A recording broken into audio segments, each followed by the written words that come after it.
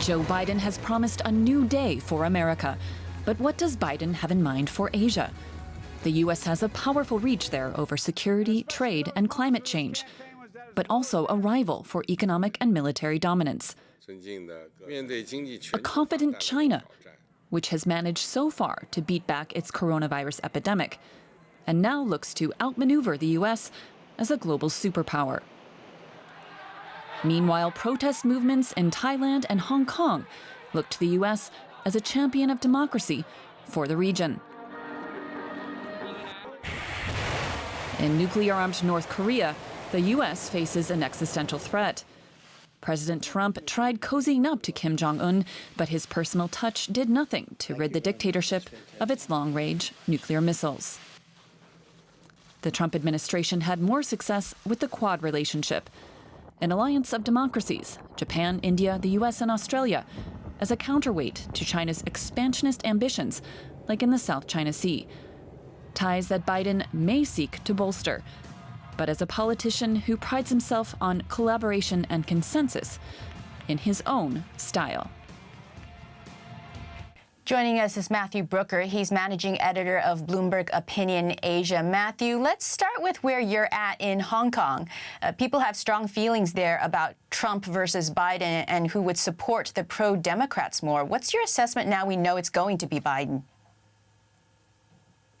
I think you're quite right, Melissa. There is a very strong support for Trump in the pro-democracy camp, and certainly among the protesters. They really see, I think it's a case of my enemy's enemy is my friend.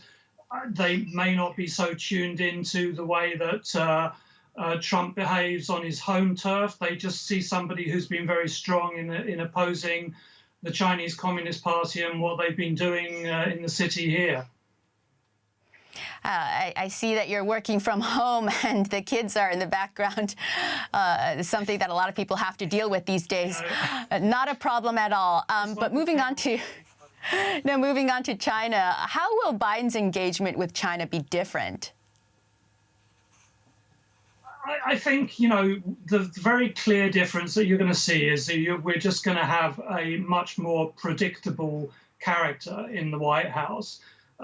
Trump obviously took a very confrontational and very pugilistic attitude to China and approach, and that was, clearly appreciated by some people in this region. I think the downside of that has been that it's very scattershot approach, and it's alienated many of the US's allies around the world.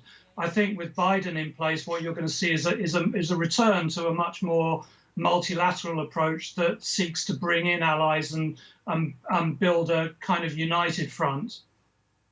Now let's talk about India. Modi and Trump had a very good relationship. Do you think that'll be the case with Biden, or will we be seeing the Americans put a little bit more pressure on India when it comes to human rights violations, for example?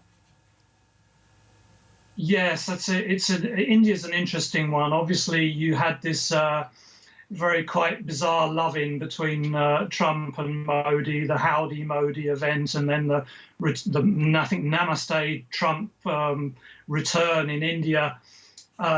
So in that respect, there's I think Modi certainly may be not particularly happy to see Trump defeated.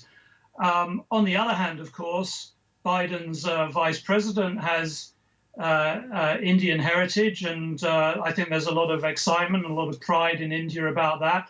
And that, maybe sets the stage for there to be a warmer relationship in some ways. But clearly Biden has been more vociferous on human rights issues, and that is an area of potential tension in the U.S.-India relationship. Now on to Japan. How will that close relationship change, or will it? I don't think you're going to see very fundamental change in the Japan relationship. I mean, obviously, Japan is the US's closest ally in Asia, probably the closest ally. And I think they'd be prepared to work with whoever is in the White House. I hear that on the conservative side of the spectrum in Japan, they may not be so happy to see Trump go because, from their perspective, the Obama years were a bit too soft on China. They didn't really see China as being the looming threat that I think it's perceived to be across the political spectrum Right. in the US now. But on the, really the same applies as for India and China. Biden is going to be much more predictable, and I don't think that whoever's in the White House that China really looms over everything, whichever bilateral relationship you're talking about in Asia. I think that's going to be one thing that's of key concern to Japan. And I don't think that's really going to change very much under Biden. Matthew Brooker, thank you so much for your time.